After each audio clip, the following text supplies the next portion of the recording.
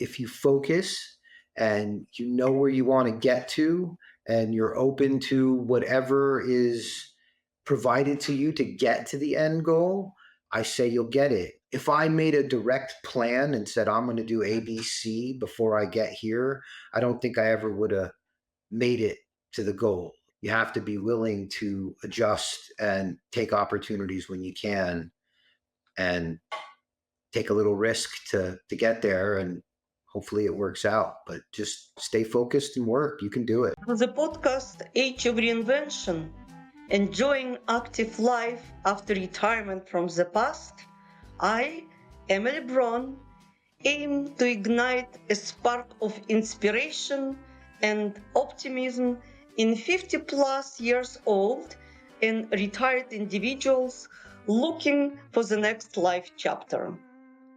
It is guide to embracing an active, healthy life with new purpose, creativity, and personal reinvention, leading to rejuvenation and fulfilling life. My guest life experiences and advice are not just valuable, but deeply relatable. They speak to those who may not have had similar experiences yet, but are on the lookout for a new life chapter after retirement.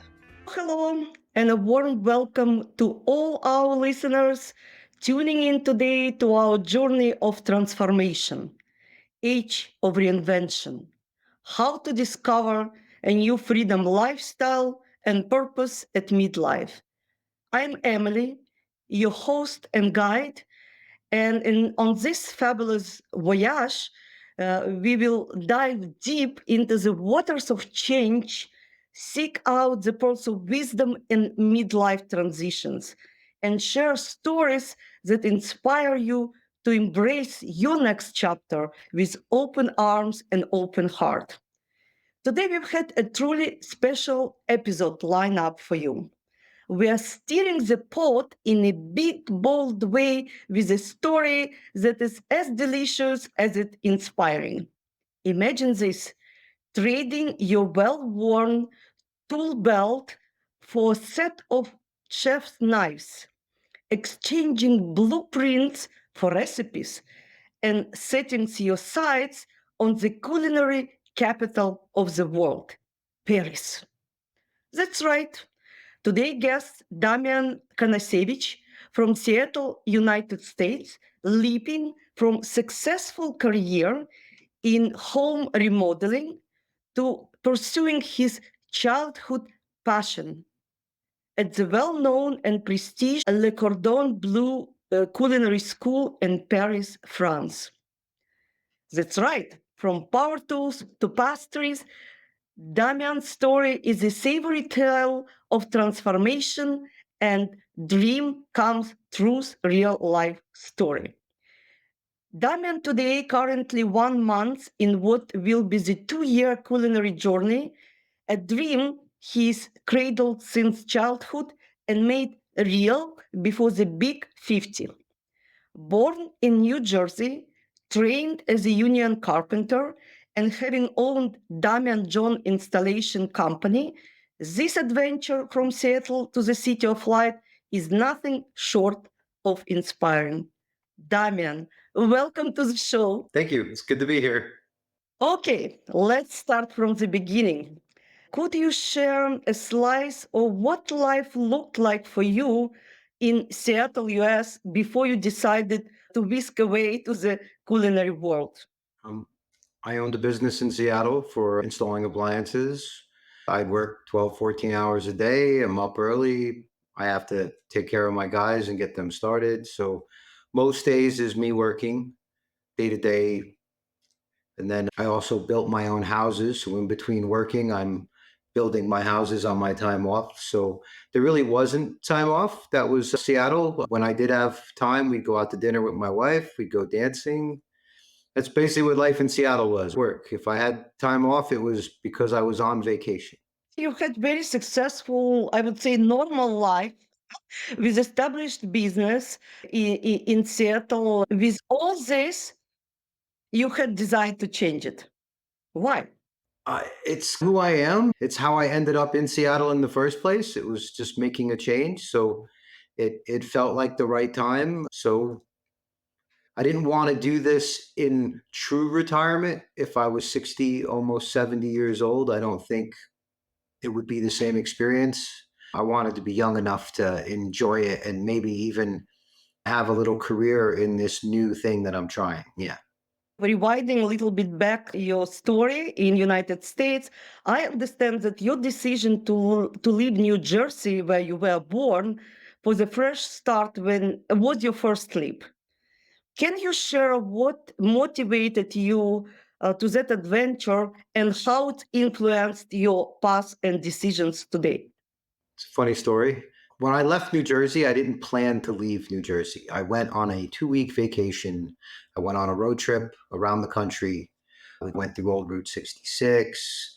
We camped in the desert. I saw the giant redwood forest. Seattle was just another place along the way of this semicircular trip around the country. When we got to Seattle, it was just very beautiful and sunny and not what you would imagine Seattle to be. Of course, I got there in August, so people from Seattle will be laughing at this because it's always sunny. But then the rain comes in around November and it doesn't stop for 6 months. But when I first got there, it was gorgeous. And my cousin, who was with me on this road trip, as a joke, said, "You should try and get a job here." Um, every place we drove, they were building whole new developments, basically 40, 50, 60 fancy homes in one neighborhood. They were building the whole neighborhood. I called a few places around and I said to myself that if I'm going to move across the country on a whim, I need to make double what I was making as a carpenter in New Jersey at the time. So on phone interviews, every person I spoke to offered me the job. So my first job in Seattle was actually building custom homes in Yarrow Point in Kirkland. Very weird experience. I never went back to New Jersey, at least not for several years. I had my cousin went back and they sent me all my stuff by mail and I stayed in Seattle. I think one of the important and turning moments at this turn is that you met Rebecca through a ballroom dance, and it's changed your life direction for the good. And I know a little bit Rebecca, but how does your shared love for dance play in your life later on?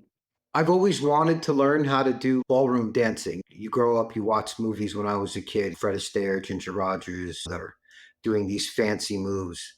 And I never thought that I could ever do something like that. But then it was 2 years in this new city. I had just started my new company and I needed an outlet somewhere to be that wasn't at work or at home. So I said, I'll sign up for some Arthur Murray dance lessons. And I started to learn how to dance foxtrot, waltz, tango, you name it, swing, salsa. And one of my instructors turned out to be later my wife, Rebecca. While she was teaching me, we never dated or anything. She was just my teacher. But after 2, 3 years of her teaching, she left the school. And that's when I decided it was okay to ask, "Hey, would you like to get a drink or something?" And then it just one thing led to another. 2 years later, we were engaged. 2 years after that, we were married. It's pretty nice. And it affects everything we do now. We always go out to dinners where there's dancing available. We love live music. If there's like a big band playing swing, we'll be there. It's just something we do. Now that we're in Paris, she's talking about doing tango lessons on the Seine, but that won't be until it gets a little warmer. It's still quite cold, and the river's too high to do anything. We've been married for 10 years. I guess we've been together for 14, and I've known her for almost 20. Yeah, and I understand that you're all taking together, like you're building your even expat life together with Rebecca. Yeah, when she left her dance thing, she ended up being her own business. So she is an interior designer and she has her own company. I had my own company. So we both understood long hours and focusing on something you're trying to grow. So it just worked. We kind of plan everything. We keep our money separate, but we pay the bills together. So there's never anything weird. It's really nice because she's able to work her same career, even though we're here in Paris. And me, of course, I just sold my business and said, I'm going to do something completely different. So I understand that your love for travel and actually travels have sprinkled the variety of decisions and spices in your life. How all these previous experiences influenced your desire to be expat at the same time and change your country and culture. It's double adventurous, I would say. Maybe it doesn't feel that way when you're the one doing it. The first time I visited Europe was, I don't know, maybe 15 years ago. And I was really surprised by how friendly everybody was, the lifestyle here. Everybody seems to know when to have fun and when to leave work at work. It's almost built into the culture. They go out walking in the evening after dinner. It's just a thing. And I really love that. I was fortunate enough with my business that I was able to take 4 weeks off a year at once, and we would pick a country and do a road trip for 3 weeks. So we've done Spain and Scotland and Italy a bunch of times, and we did France, and it's just so beautiful. Everything is older than my country, and it's just nice to get that history and experience. And I wanted more of it. And that sort of led to my what would it be like if I just lived there and stayed longer than just 4 weeks? So, can you describe your current life, like standard day? I know that there are some holidays, but what is your day now in Paris when you are actually back to school? The school schedule is fun. It starts almost like my normal work day back when I was running my company. I'm up early, usually around 5 a.m. I do some morning stretches and some calisthenics so that I'm awake. Shower out the door. I'm at school by 7:30. Classes run anywhere from 6 to 9 hours a day, depending on how many classes I have. And then it's walk home, dinner, go for an evening stroll, and then repeat. So, can you tell a little bit more about school? The Cordon Bleu is a special culinary school. I would like to learn from you and probably other people as well. And actually, why you selected this school and what you will achieve after 2 years of full time studying in this school. It's the most well known school for French techniques. There are other schools that might be maybe better if someone wants to think of it that way, but it's very well known. Americans know it, the people here know it. So if you get a degree from that school, you're guaranteed to get a job if you want one. So I just wanted to be trained by the best people that I could think of. And that's how I found the Cordon Bleu. I've known that name since, I don't know, maybe 11, 12 years old. I used to watch Julia Child on TV. So when I heard that, oh, she went to school here, it's funny because now I know she didn't graduate, but it's amazing how much she was able to learn and do, and she didn't even get the degree. So I'm hoping that I can be good enough to make it through the school and then be able to say that, hey, I'm a Cordon Bleu graduate. How long did it take you and what exactly steps you did in this regard? Right. So beyond childish, I want to be a chef kind of things, like legitimate, I think this can happen. It's real. What would I have to do to plan for it? That started maybe 15 years ago ish, where I was like, all right, I want to do this. What do I need to get there? I would have to be able to retire by or before 50 if I was going to do something like that. So I just did a lot of overtime and made a lot of decisions about building properties and growing the company so that I can save enough money that I felt like I can stop at 50 or at least have enough of a cushion that I could switch tracks and try this new thing and not have to stress about not earning enough to live life and things like that. And that's ended up what happening. We're not like rich, but we make enough to live our lifestyle. I can't go out to fancy 3-star Michelin restaurants 10 times a month, maybe once a month. It's not that bad. So you did the proper planning Yeah. and actually lived your life according to this plan for 15 years, which, and again, but We've been working for it for that long. It's a lot of effort, but you stay focused. This is what you want to get to. To say you want to retire at 50 is and then you made that choice at 35. It's pretty remarkable we were able to do it in 15 years. It really is. actually, when I hear people say retire at 50, and I'm using this expression, retire from the past chapter, because I believe in 50, and you proving it, there is a lot of time ahead of us really to implement our dreams, to learn something new skills, maybe to open even new companies and travel and actually drastically change your lifestyle. It's what you're proving.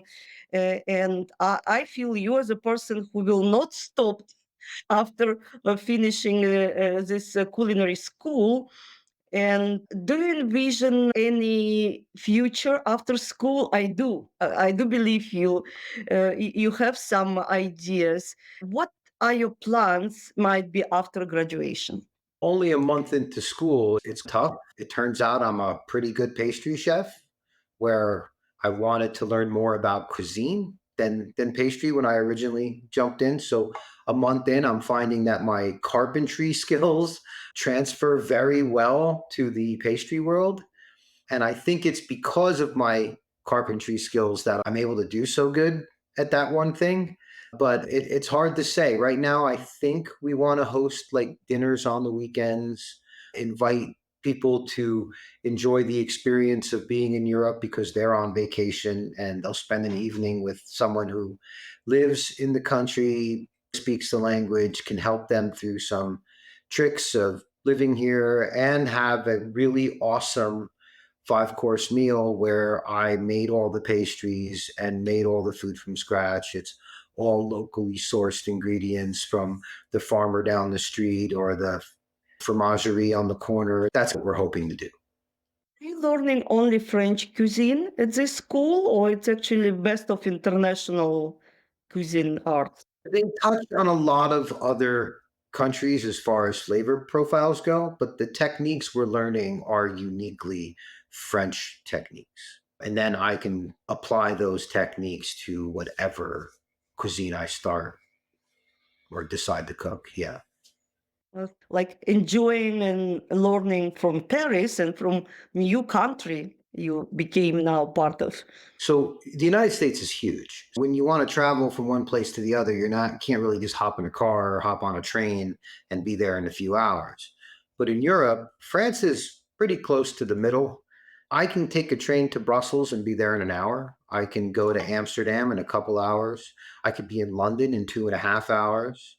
We're going to go to Avignon next week because we have 5 days off and that's only a few hours by car. It's just as long by car as by train, and I miss driving, so we're gonna rent a car and go for a drive.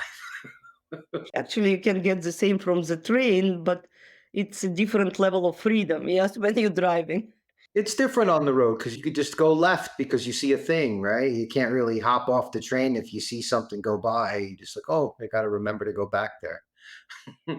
Many people have dreams from childhood or later on in a life, but not many actually implement this dream later in a life because of different circumstances and life event.